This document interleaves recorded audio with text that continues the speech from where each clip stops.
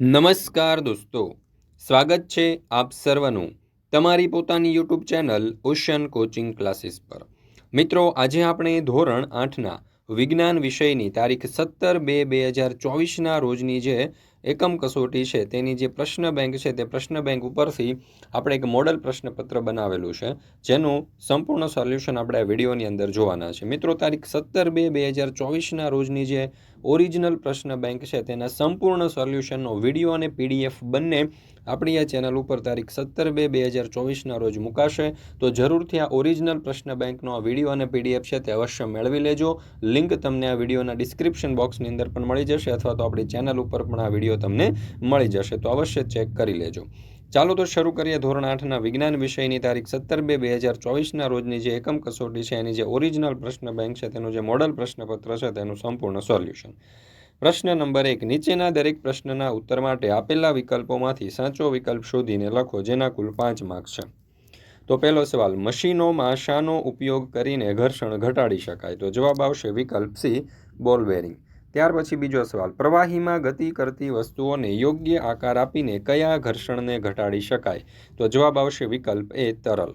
ત્રીજું, નીચેનામાંથી કયા સાધનમાં ઘર્ષણ બળ ઘટાડવા માટે ઊંઝણનો ઉપયોગ કરવામાં આવે છે? તો હિંચકો, સાયકલની ચેઇન, દરવાજાના મિજાગરા કે ઉપરના તમામ? તો જવાબ આવશે વિકલ્પ ડી, ઉપરના તમામ। ત્યાર પછી ચોથું, ખાલી જગ્યા બળને ઓછું કરવા માટે કુસ્તીબાજ પોતાના શરીર પર તેલ લગાડે છે? તો જવાબ આવશે વિકલ્પ સી, સ્નાયુ બળ।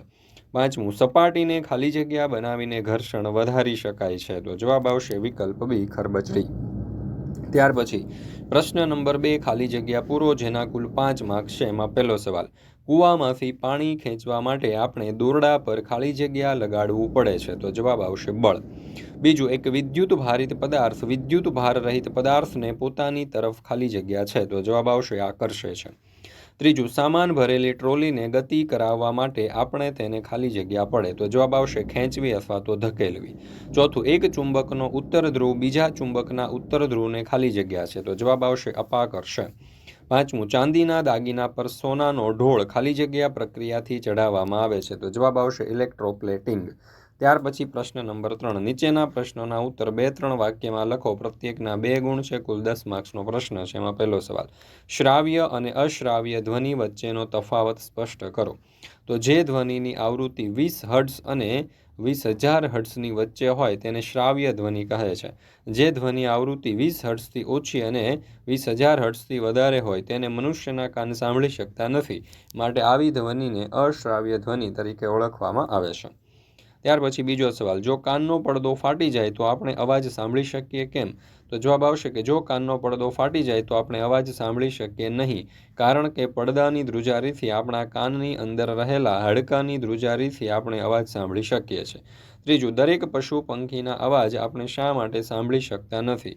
કારણ કે કંપિત થતી ધ્વનિ વસ્તુ કે પશુ પંખી દ્વારા ઉત્પન્ન થયેલા ધ્વનિની આવૃત્તિ શ્રાવ્ય વિસ્તારમાં પડતી હોય તો જ ધ્વનિ આપણને સાંભળી શકીએ, નહીતર દૂર પશુ પંખી અવાજ કરે તો પણ આપણે સાંભળી શકતા નથી।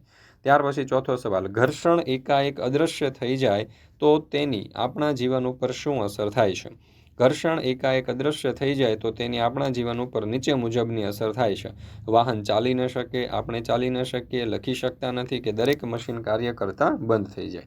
મિત્રો, તારીખ 17/2/2024ના રોજની ધોરણ 8ની વિજ્ઞાન વિષયની જે ઓરિજિનલ પ્રશ્ન બેંકની જે સોલ્યુશન છે, ઓરિજિનલ પ્રશ્ન બેંક છે તેનો વિડીયો અને પીડીએફ બંને આપણી આ ચેનલ ઉપર તારીખ 17/2/2024ના રોજ મુકાઈ જશે, તો જરૂરથી તેનો અભ્યાસ કરી લેજો। સાથે સાથે આપણા વોટ્સઅપ નંબર આપણને અહીં આપેલો છે 7046222254, આ વોટ્સઅપ નંબર જે આપેલો છે એના ઉપરથી પણ તમે વોટ્સઅપમાં પીડીએફ મેળવી શકશો, તો જરૂરથી આ નંબર ઉપર કોન્ટેક્ટ કરી અને આ પીડીએફ જે છે તે તમે મેળવી લેજો વોટ્સઅપની અંદર। ત્યાર પછી જોઈએ આપણે પાંચમો સવાલ, તમારા ઘરમાં દરવાજો બંધ કરતા કે ખોલતા અવાજ આવે છે, તો તમે શું કરશો, શા માટે?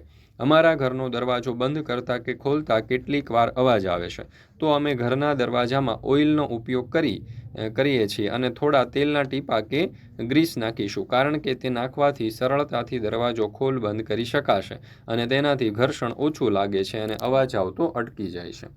ત્યાર પછી પ્રશ્ન નંબર 4, 1-2 વાક્યમાં જવાબ લખો જેના કુલ 8 માર્ક છે. એમાં પહેલો સવાલ, તમે શોરૂમ, રેસ્ટોરન્ટ કે અન્ય કોઈ જગ્યાની મુલાકાત લો છો. ત્યાં દરવાજા ઉપર અંદર જવા માટે પુશ અને બહાર નીકળવા માટે પુલ શબ્દ જોવા મળે છે. આ શબ્દ કઈ ક્રિયા સૂચવે છે? પુશ એટલે કે ધક્કો મારવો અને પુલ એટલે ખેંચવું. બીજું, રમત રમતા તમારા કપડાં ખૂબ ગંદા થઈ ગયા છે. કપડાં ધોવા માટે કયા બળનો ઉપયોગ થાય છે? તો કપડાં હાથ વડે ધોવાથી સ્નાયુ બળનો ઉપયોગ થશે. ત્રીજું, કાગળ ઉપર લખવા માટે કયું બળ વપરાય છે? તો કાગળ પર લખવા માટે ઘર્ષણ બળ વપરાય છે અને હાથનું સ્નાયુ બળ પણ વપરાય છે. ચોથું, બંને હાથની હથેળીઓને એકબીજાની સાથે ઘસવાથી ગરમીનો અનુભવ થાય છે. ઉત્પન્ન થતી આ ગરમી કયા બળના કારણે ઉત્પન્ન થાય છે? તો બંને હાથની હથેળીઓને એકબીજા સાથે ઘસવાથી ગરમીનો અનુભવ થાય છે, કારણ કે ઉત્પન્ન થતી આ ગરમી માટે ઘર્ષણ બળ વપરાય છે.